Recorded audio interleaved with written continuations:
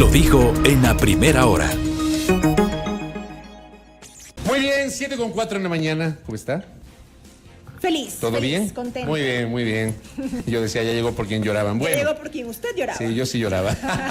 Bueno, sigamos, querida audiencia, aquí en nuestro espacio de noticias. En la segunda hora del programa vamos a comenzar con la ronda de entrevistas correspondiente a la jornada del día de hoy. Ayer, la ministra de Salud, Jimena Garzón, dijo textualmente, donde tengo por acá la cita textual de la ministra. A ver, aquí tengo.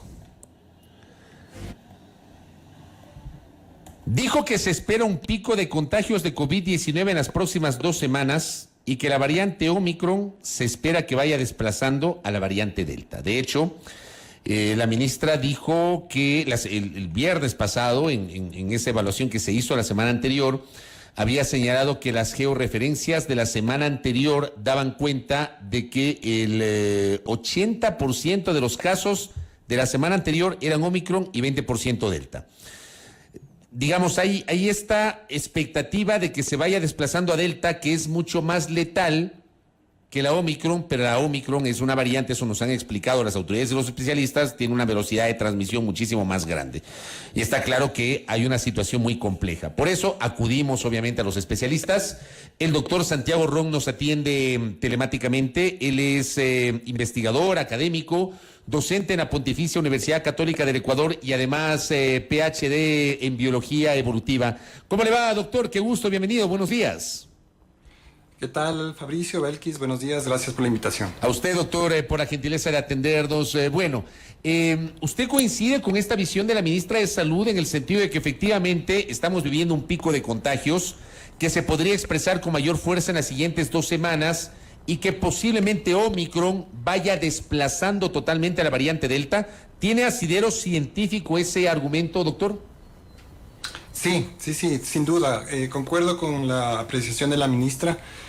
Hay datos de aquí del Ecuador de monitoreo genómico que indican que Omicron ya es la variante más frecuente entre los pacientes que se están enfermando con COVID aquí en el Ecuador. Y por otro lado, también esto se basa pues en lo que se ha visto en otros países en los cuales ha llegado Omicron con antelación y se ha visto cómo rápidamente se han disparado los contagios. La situación del país realmente va a ser compleja durante las próximas 2 semanas, debido a que Omicron tiene algunas características que no las habíamos visto previamente en las otras variantes. Por un lado, tiene una característica que es de alguna forma beneficiosa y es el hecho de que a nivel individual una persona que se contagia con esta variante tiene una menor probabilidad de ir a parar al hospital o peor todavía de fallecer.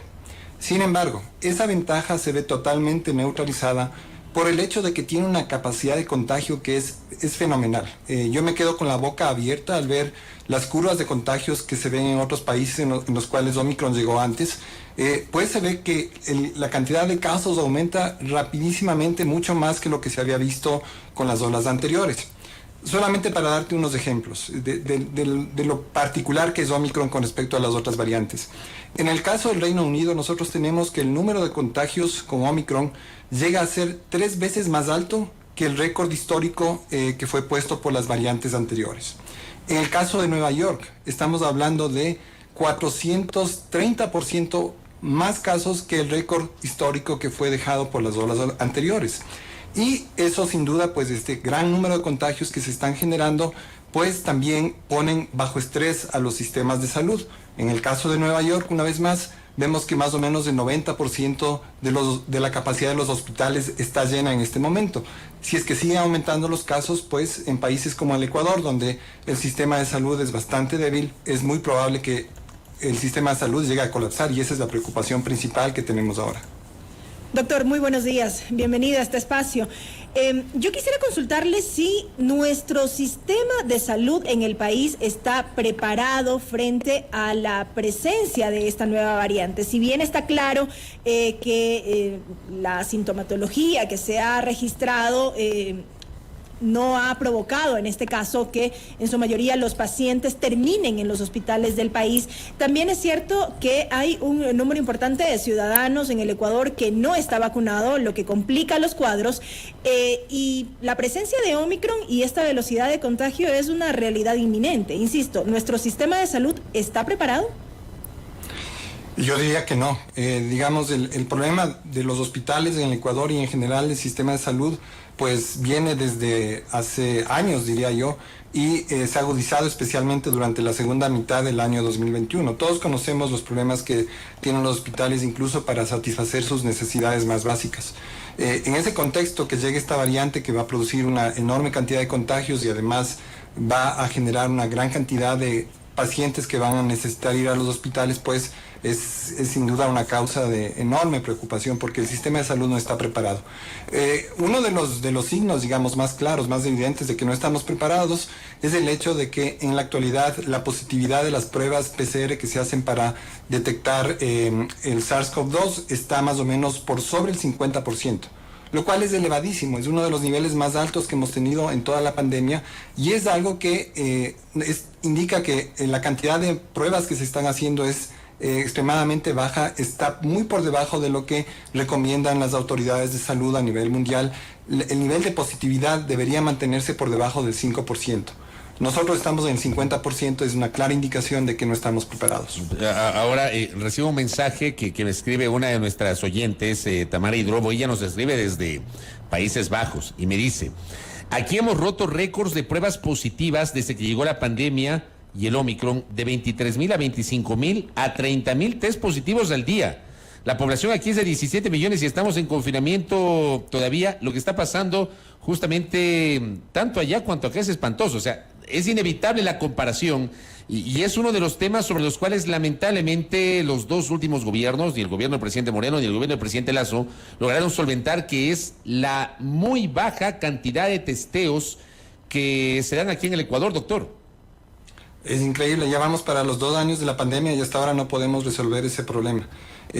Yo te aseguro que si es que tuviéramos la suficiente cantidad de pruebas PCR, ya hubiéramos roto hace rato con largo los récords históricos que hemos tenido aquí en números de casos diarios. Pero el problema es que justamente en la actualidad tenemos déficit de pruebas y eso es algo que pues hace que el número de casos artificialmente aparezca más bajo de lo que realmente es. Solamente para que tengas una idea, esta variante Omicron también es particular por la rapidez con la cual se ha expandido en todo el mundo. El día de ayer nosotros tuvimos, 10 de enero, 2.5 millones de casos nuevos a nivel mundial. Y ese es un récord, una vez más, histórico, y hemos venido rompiendo estos récords históricos desde el 27 de diciembre. Día a día hemos ido aumentando el número de casos hasta llegar a 2.5 millones y sin duda va a seguir aumentando durante las próximas semanas.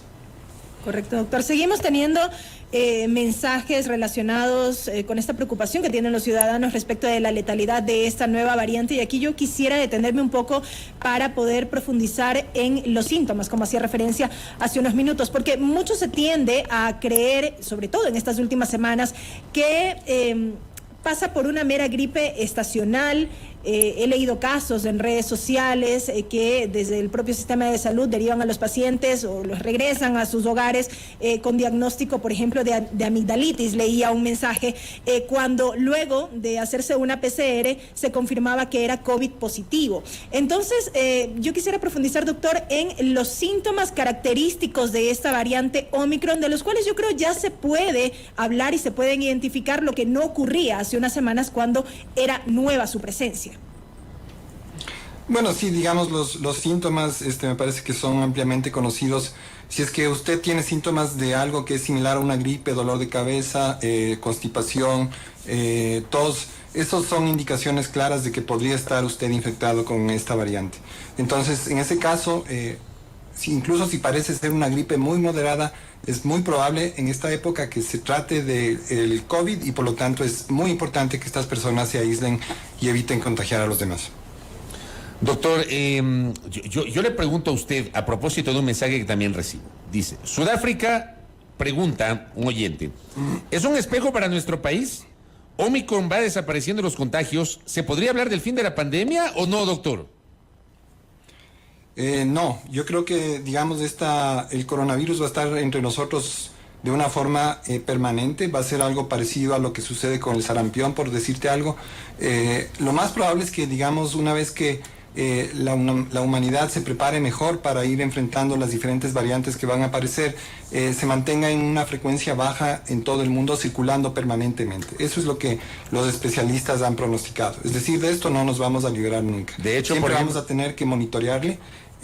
Pero quizás lo peor ya ha pasado. Es decir, en ninguno de los países en donde ha llegado Omicron, digamos, ya está empezando a terminar su fase ascendente y está descendiendo ahora, se ha visto que el nivel de muertes que se han generado sea comparable a los peores periodos que nosotros hemos tenido con las variantes anteriores.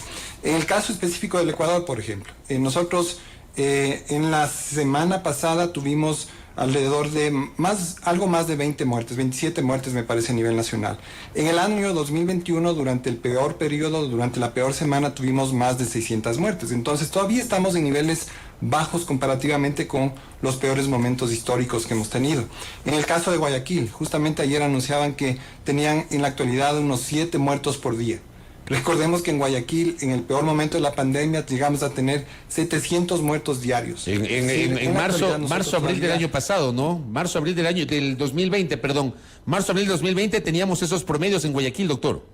Imagínense, 700 muertos diarios, en la actualidad estamos por alrededor de 7. Entonces, los niveles en la actualidad de mortalidad son bastante bajos. Sin duda van a aumentar debido a que están aumentando los casos y hay un retraso entre la generación de los muertos y los contagios de más o menos 3 semanas. Entonces, sin duda van a aumentar, pero yo dudo mucho que lleguen a aumentar a los niveles que nosotros vimos en las olas anteriores, que fueron terribles. Doctor, le pregunto algo adicional. ¿Existe o no existe la famosa inmunidad comunitaria o de rebaño, como le llaman algunos? ¿O es simplemente un concepto que no aplica en la práctica? ¿Existe eso? No, sí, sin duda existe eso. Es lo que se vio, por ejemplo, en Guayaquil, justamente después de que atravesaron esa ola terrible que enfrentaron en abril y mayo del año 2020. Después de esa ola se ve claramente cómo empiezan a ascender los casos rápidamente, y Guayaquil se mantuvo bastante bien durante un periodo más o menos prolongado, es decir, con poquitos casos y poquitas muertes durante los periodos subsecuentes a esa ola.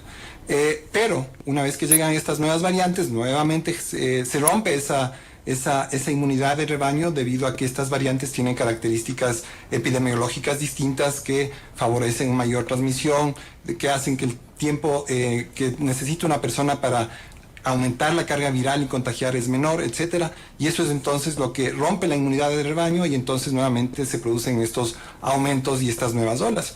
Entonces va a ser un periodo, digamos, de ciclos, ¿no? Vamos a tener que van a aparecer estas nuevas variantes. Yo creo que esto es algo a lo cual tenemos que acostumbrarnos. Va a aumentar de frecuencia y después disminuyen. Justamente esa fase de disminución y de estabilidad que se ve después de las olas, eso es lo que se conoce como la inmunidad de rebaño. El problema es que eso no es permanente. El virus cambia y eso rompe esa inmunidad, y entonces nuevamente enfrentamos problemas. Doctor, ¿qué decir de Deltacron? Tras este aparente descubrimiento se generó toda una alerta mundial. Sin embargo, hemos visto que en las últimas horas han existido criterios de expertos que hablan de un supuesto error de laboratorio. ¿Existe o no esta nueva variante en el mundo? ¿Está presente? ¿Qué decir alrededor de este tema? Bueno, creo que lo primero sería básicamente pedirle a la gente que no dé mucha importancia, por lo menos por ahora, a esta variante. No hay nada que indique que tenga características muy inusuales o distintas de las variantes que están circulando en la actualidad. Lo que se ve es que tiene algunas regiones del genoma que son similares a Omicron, otras que son generales a Delta, y esto es algo que sugiere que podría haber habido un error de contaminación en el laboratorio. En otras palabras, es una variante que en realidad no existe. Esto es algo que todavía no está completamente claro, pero lo que sí está claro es que no tiene características muy diferentes a las de las variantes que han circulado previamente. Por ahora, digamos, no es algo que nos deba preocupar. Obviamente hay que monitorear a ver qué sucede con estos resultados que salieron de Chipre y ver qué sucede, pero por ahora yo diría que no se justifica todo el revuelo mediático que ha habido con esta variante, que recién, digamos, están empezando a explorar los resultados preliminares con respecto son resultados que provienen de un laboratorio en Chipre. ¿Sabe qué es lo que pasa, doctor? Que claro, estamos, digamos, para todos nosotros, para ustedes que son los especialistas, investigadores, ha sido todo un reto familiarizarse con lo que está pasando desde el punto de vista del conocimiento, la investigación, la experticia. No se diga para nosotros los ciudadanos que no tenemos este tipo de conocimientos. Y claro, escuchamos una variante y luego otra variante y luego más variantes y obviamente nos sugestionamos. Entiendo que en el mundo de la virología la generación de variantes es absolutamente normal y lógico, y usted que es biólogo evolutivo conoce mucho mejor eso, doctor. Sí, digamos, es parte del proceso normal de evolución de todos los microorganismos. Tú vas a tener en realidad es un proceso coevolutivo, vas a tener evolución de la población humana y también evolución del patógeno, y digamos, como producto de esta, en algunos casos se establece una carrera armamentista entre el patógeno y el hospedero y se van a producir estos cambios evolutivos. El problema es que el virus, obviamente, debido a que tiene un tiempo de generación tan corta, va a evolucionar muchísimo más rápido que el hospedero en este caso. Pero es un proceso absolutamente normal. Lo mismo sucede con la gripe, lo mismo sucede con el sarampión y, digamos, otros virus que afectan a la población humana. Esto es algo que no nos agarra, digamos, sin que hayamos estado preparados. Nosotros sabíamos que esto iba a suceder. La farmacéutica Pfizer en las últimas horas, y cito a Pfizer porque es la que hizo el anuncio, ha señalado que para marzo tendrá disponible en el mercado una nueva vacuna mucho más potente para enfrentar Omicron. ¿Cómo le ve usted este anuncio, doctor? Bueno, sin duda es una buena noticia, pero algo que hay que tomar en cuenta en relación con este anuncio, que es muy importante, es el hecho de que no se está viendo que estas variantes que aparecen del virus sean producto de un cambio incremental sobre las variantes anteriores. Es decir, Omicron no es el resultado de la evolución de Delta. Omicron es un linaje totalmente separado de Delta que aparece de pronto y que aparentemente estuvo separado de los demás por mucho tiempo. Es decir, es algo totalmente distinto. Entonces, esto hace que una vez que aparezca una nueva variante que puede reemplazar a Omicron, es muy probable que tenga características distintas y que podrían hacer que esta vacuna que ahora está proponiendo Pfizer pues no tenga la efectividad o pierda efectividad, al igual que ha sucedido con la vacuna estas vacunas, digamos, que se hicieron utilizando la variante original de Wuhan, de China, que apareció a finales del año 2019. De todas formas, creo que es importante señalar el hecho de que, a pesar de que han pasado 2 años desde el origen del virus, de todas formas, las vacunas sí han mantenido cierto nivel de protección, incluso en contra Omicron, sí tienen un nivel de protección considerable, lo cual es una buena seña, digamos, de lo que nos esperaría. Por lo menos 2 años, esas vacunas se han mantenido efectivas gracias a que tienen, digamos, cierto nivel de adaptabilidad con respecto a los cambios genéticos que pueden permitirse los virus. A pesar de que hay estas diferencias, de todas formas, las vacunas sí tienen una buena capacidad de neutralizar la enfermedad. Doctor, yo quisiera aprovechar estos minutos todavía que nos quedan de esta entrevista para poderle trasladar algunas inquietudes, no sé qué te parece, Fabricio, que nos llegan por parte de quienes nos están sintonizando a esta hora, porque sigue existiendo un poco dudas, por ejemplo, respecto de cuándo hacerse una prueba PCR, cuándo realizarse una prueba de antígenos. Nos preguntan, por ejemplo, que si la persona está con tos, por ejemplo, ¿qué es lo recomendable? ¿Hacerse una prueba PCR o una de antígenos? Bueno, digamos, la prueba de PCR es la más precisa, la que siempre nos va a dar los resultados más confiables. Entonces, si es que hay la opción, pues yo diría que esa es la mejor. Si es que ya se tiene síntomas, también la prueba de antígenos es una buena alternativa, porque en ese caso vamos a tener la suficiente carga viral como para que la prueba dé positiva en caso de que en realidad esa enfermedad sea producida por el coronavirus. Entonces, cualquiera de las dos opciones, en especial si es que la persona presenta síntomas. Si es que la persona no tiene síntomas, en ese caso sí es mejor la prueba de PCR porque es muchísimo más sensible. En caso de que un pariente suyo, por ejemplo, se haya contagiado, la regla es esperar más o menos unos 5 o 6 días para que el resto de la familia se haga la prueba de PCR y de esa forma saber si es que han llegado a contagiarse o no. El problema, digo yo, es que tanto la de antígenos cuanto la PCR para el paciente son iguales, porque igual es el horrible hisopado. Sí, eso es verdad. Sí. Es horroroso, ¿no? En ambas le introducen el hisopo en las fosas nasales, es una cosa, yo al menos para mí es un sufrimiento cada vez que me hago una prueba.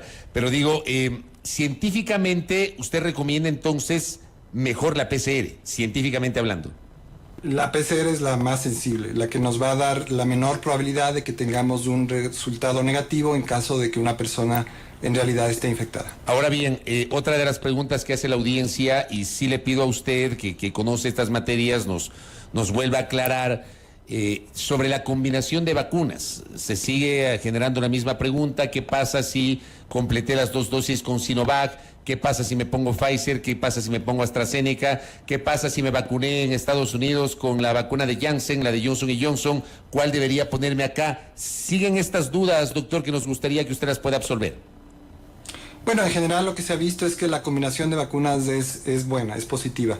No hay estudios que puedan, digamos, cubrir todas las combinaciones posibles de vacunas, pero en general lo que se ve es que cuando nosotros combinamos, por ejemplo, Pfizer con AstraZeneca, la respuesta inmune es mejor que si es que nosotros tuviéramos, por ejemplo, 3 dosis solamente de Pfizer.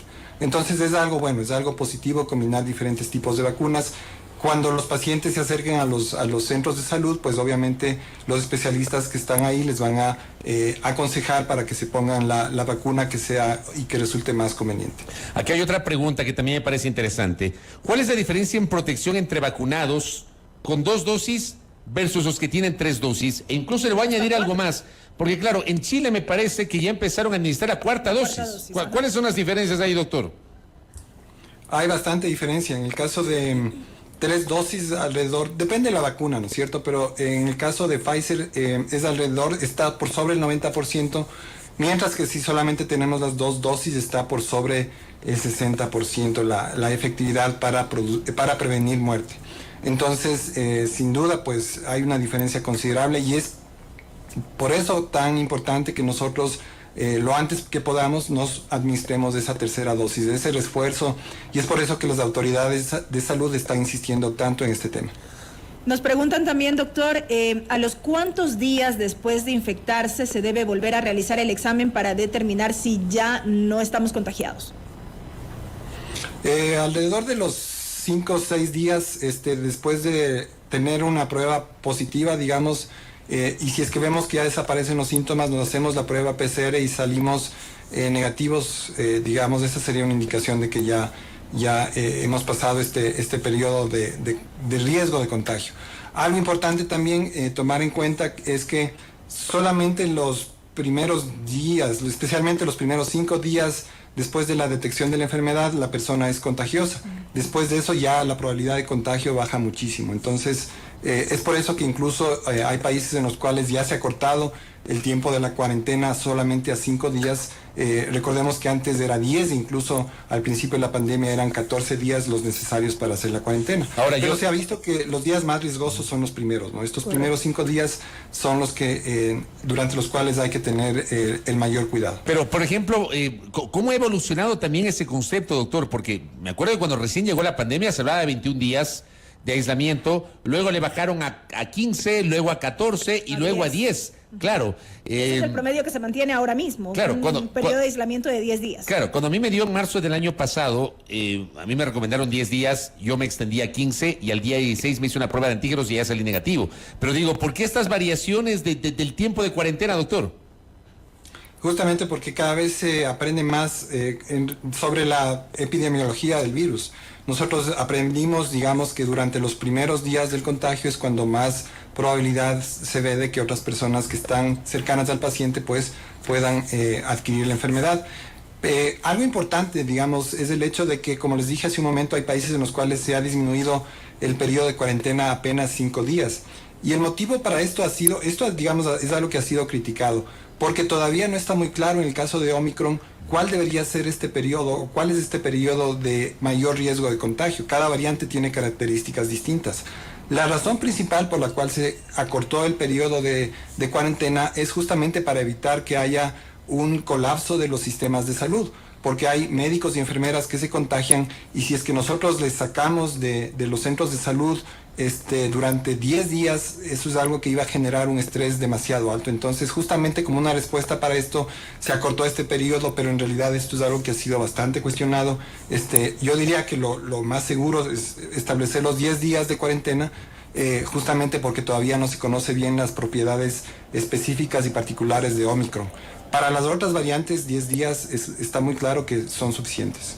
Doctor, esta acotación que usted hacía respecto de que durante los primeros 5 días del contagio la persona precisamente es fuente de contagio mayoritariamente, me parece importante porque también se han dado casos que luego de cumplirse el periodo de aislamiento se realizan pruebas para descartar la presencia del virus, pero el virus sigue estando presente en el cuerpo y no precisamente somos fuente de contagio. Así es, justamente ese es un buen punto. Ese es un problema que tienen las pruebas de PCR, a veces son demasiado sensibles, entonces una persona ya está totalmente restablecida, curada, y un mes después del contagio tranquilamente puede dar positiva. Y en ese caso no es que está contagiando, no tiene ningún síntoma, es solamente remanentes del material genético del virus que permanecen en el cuerpo y obviamente en este caso pues esa no es una indicación de que la persona puede seguir contagiando. Entonces en esos casos yo diría que, digamos, no hay que preocuparse mucho. Justamente eso es lo que le pasó a mi madre. Ella se contagió con COVID y más o menos después de varias semanas del contagio se le hizo una prueba de PCR y salió positiva, ¿no? Y es justamente este remanente que en algunos pacientes puede permanecer por un tiempo prolongado, a pesar de que la enfermedad está ya totalmente superada. Ahora, también, aunque esta pregunta es muy recurrente, se la ha contestado, pero creo que hay que hacerla de nuevo, porque hay gente que se contagia 2 veces. Ahora mismo el presidente de México acaba de reportar COVID por segunda ocasión, habla de síntomas leves, pero ¿por qué hay un segundo contagio? Y no sé si hay hasta un tercer contagio, no sé si eso existe, doctor. Sí, claro que sí. El tema es que las nuevas variantes que están apareciendo justamente están adaptándose a el sistema inmune de la población humana. El sistema inmune en la actualidad, por ejemplo, tiene una buena capacidad de reconocer a Delta y de atacar a Delta en el caso de que se haya experimentado, digamos, un contagio con esta variante. En ese punto, digamos, se genera una presión selectiva para que el virus cambie, mute y genere variantes que puedan escapar a esa respuesta inmune a la variante anterior. Omicron justamente tiene esa capacidad. Omicron tiene esa capacidad de contrarrestar la respuesta inmune que nosotros tenemos versus Delta, y eso es lo que facilita los contagios y eso es lo que está haciendo que la cantidad de contagios a nivel mundial se haya disparado. Es justamente el hecho de que esta nueva variante tiene esta capacidad de evadir la respuesta inmune que han generado las variantes anteriores. Un par de preguntas finales, doctor. Acá nos dicen, quisiera saber si después de 6 meses de haber recibido las 2 dosis, ¿tiene la misma reacción el refuerzo? Pregunta uno de nuestros oyentes. Sí, es decir, justamente después de los 6 meses ese es el periodo que se había originalmente propuesto para tener el refuerzo. Este es un periodo que se ha ido acortando poco a poco debido a que justamente como respuesta a Omicron se ve la importancia de tener la tercera dosis. En algunos casos, entonces, el periodo se ha acortado a 5 o 4 meses, ¿no? Esto es, digamos, está dentro de los parámetros normales. Lo que se ha visto es que una vez que se pone la segunda dosis, después de 6 meses empiezan a bajar la cantidad de los anticuerpos, y esto es lo que hace, y es por eso que es muy importante tener el refuerzo. Pero algo importante también para tomar en cuenta en relación con el tema de la respuesta inmune frente a estos virus es el hecho de que nosotros tenemos 2 tipos de respuestas inmunes. Por un lado, nosotros tenemos los antígenos que son generados por la vacuna, que, como dije hace un momento, se disminuyen después de unos 6 meses, pero además nosotros tenemos las células de memoria T.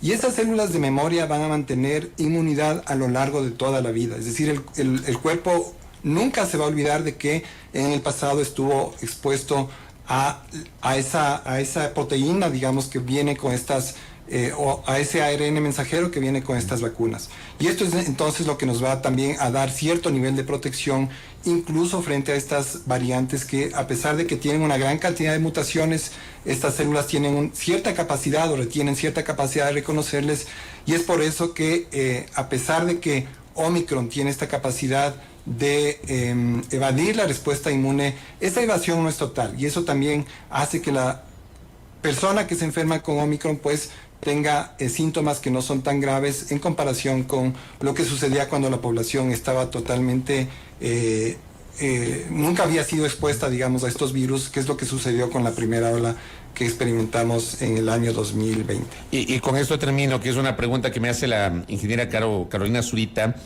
que habla sobre, evidentemente, el temor de un colapso del sistema sanitario. Si Omicron no es tan letal, es probable que el sistema sanitario pueda tener otras dificultades por otro tipo de enfermedades, por gente que no pueda ser eventualmente atendida. ¿Cómo le ve usted el funcionamiento del sistema sanitario, doctor?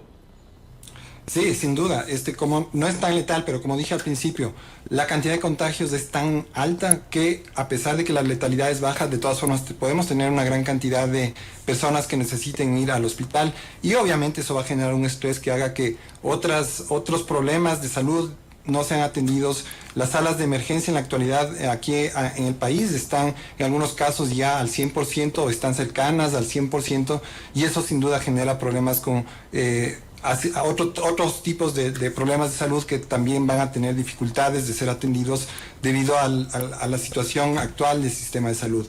Era un problema muy complejo incluso antes de la llegada de esta ola, con la llegada de Omicron. Nosotros esperamos que no suceda, pero es posible que los hospitales y especialmente las unidades de terapia intensiva puedan colapsar. Correcto, doctor Santiago Ron, gracias por sus aportes para un mejor entendimiento de la pandemia y de la actual situación epidemiológica que estamos enfrentando. Que tenga un buen día, doctor. Igualmente, un buen día para ustedes. Muy gentil al doctor Santiago Ron, académico, docente de la Pontificia Universidad Católica del Ecuador, PhD en Biología Evolutiva, hablando justamente sobre el contexto de la pandemia. Creo que han sido muy claras las respuestas sobre varias de las inquietudes que teníamos nosotros y también nuestra audiencia. Primera plana. Todas las noticias, todas las voces.